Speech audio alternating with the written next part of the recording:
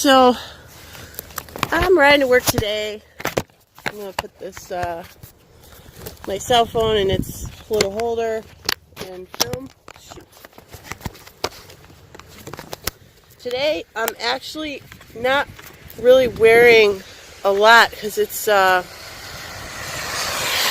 30 degrees and I just shoveled the snow, so I've got a nice warm glow about me. I've got a knit cap on, the kind that covers my ears under my helmet, and then I'm wearing just the bottom long johns and a pair of pants, some jeans, and 2 pairs of socks, which are probably going to get soaked on my way to work because it's pretty messy out here.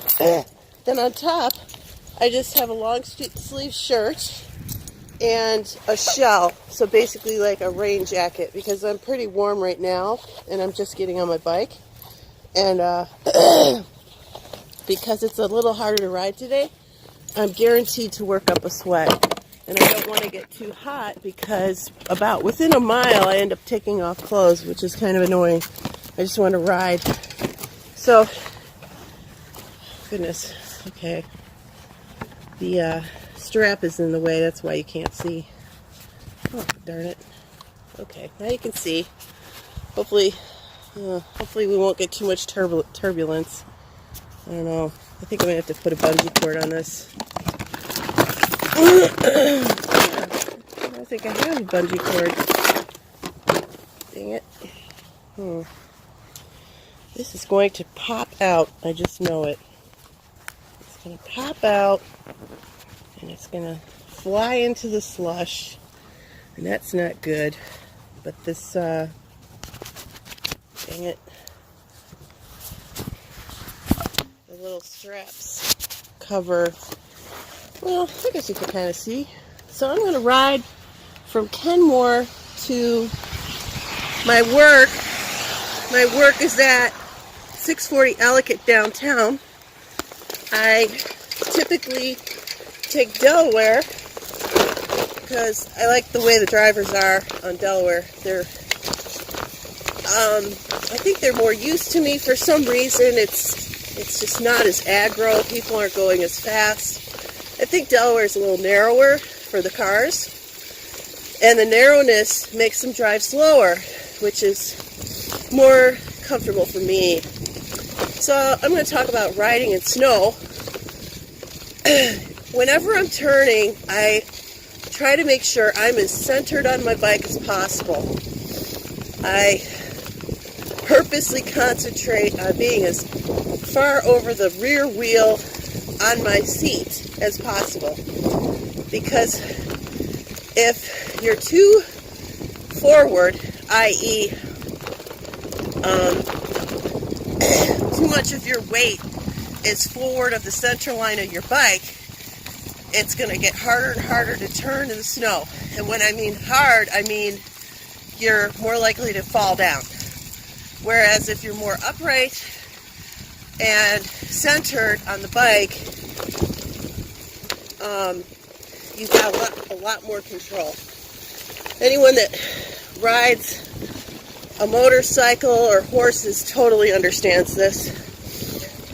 You're not out here racing, so you're not trying to get a fast swooping turn. You're trying to stay up, which is really easy in snow like this because it just gives. I am riding a single speed bike. I have skinny tires. I don't have knobs on my tires because I find that knobby tires tend to hang on to snow, and that actually decreases my grip on the street. Now see, I'm not taking the turn that fast. I'm just taking my time. The only place where you really can accelerate is on a nice, dry straightaway like this. If you're accelerating on a turn in the snow, you're wrong. You're asking to go down. You just want to kind of have a steady pace. Now, you see grate on the street. I avoid those, as well as manholes. for the obvious reasons. I mean, it's easy to get a flat on a manhole that's sunken in. But also, if you're on it and say somebody cuts you off and you're on that manhole at the same time, or this grate here, you could go down because it's when metal gets wet, it's very slippery. It's more slippery than asphalt. So try to avoid it, but don't like dodge it. Like, pay attention to the street and don't do stuff at the last minute. You need to give the cars some warning. You know, if you're dodging in and out, you shouldn't be doing that anyway when you're riding. Like, I hit this thing here and then I suddenly dodge out. That's not fair to the drivers. You want a nice, sweeping, long line so they're not surprised by what you're doing. I think that's like, look at this guy, how thoughtful.